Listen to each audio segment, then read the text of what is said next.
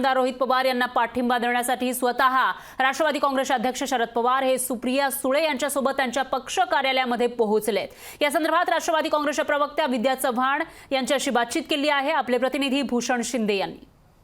आपल्यासोबत विद्याताई चव्हाण एकंदर संपूर्ण कार्यकर्त्यांसोबत स्वतः विद्याताई चव्हाण देखील आता मैदानात उतरलेले आहेत। ताई, काय सांगाल? तुमच्या हातात बॅनर आहे, त्या बॅनरवरती अजित पवार यांचा उल्लेख आहे, भावना गवळी यांचा उल्लेख आहे, काय सांगू पाहताय? कशा प्रकारे कारवाई होणार आहे, काय सांगाल? केंद्रीय यंत्रणा ज्या आहेत, ईडी आहे, सीबीआय आहे, आयबी आहे, इन्कम टॅक्सच्या धाडी आहेत, हे सत्र जे चालू आहे तर आत्तापर्यंत 20-22 नेत्यांना चौकशांसाठी बोलवलं होतं। प्रताप सरनाईक होते, भावना गवळी होत्या, राहुल शेवाळे होते।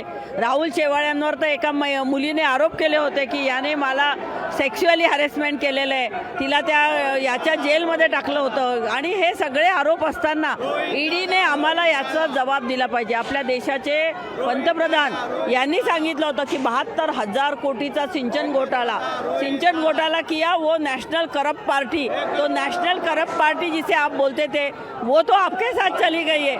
तर याचं काय झालं पुढे? आणि म्हणून आम्हाला ते मोदींचं भाषण हिंदीत होतं, म्हणून मी तुम्हाला सांगितलं की त्या मोदींना विचारायचं आहे की हा आता लोकसभेच्या निवडणुकांना आता 2 महिने राहिलेले आहेत। 1.5-2 महिन्यामध्ये आचारसंहिता लागेल आणि आचारसंहिता लागली की यांची हत्यारं काम करणारे ईडी, आयबी, सीबीआय, आणि म्हणून त्यांनी आता रोहित दादाला लक्ष केलेलं आहे। रोहित दादाला महाराष्ट्रातनं युवकांकडनं, बेरोजगार तरुणांकडनं, शेतकऱ्यांच्या मुलांकडनं, शेतकऱ्यांकडनं खूप चांगला पाठिंबा मिळतोय आणि तो पाठिंबा बघून हे सरकार घाबरलेलं आहे। म्हणून रोहित दादाला ईडीची चौकशीसाठी बोलवलं आहे, पण ईडीला घाबरणारे रोहित दादा नाही आहेत। रोहित पवार यांना समर्थन देण्यासाठी कार्यकर्ते मोठ्या संख्येने उपस्थित झालेले आहेत, तसेच पक्षाचे मोठे मोठे पदाधिकारी, मोठे नेते देखील उपस्थित झालेले आहेत। कॅमेरामॅन विनीत पेडणेकरसह भूषण शिंदे, लोकशाही मराठी, मुंबई।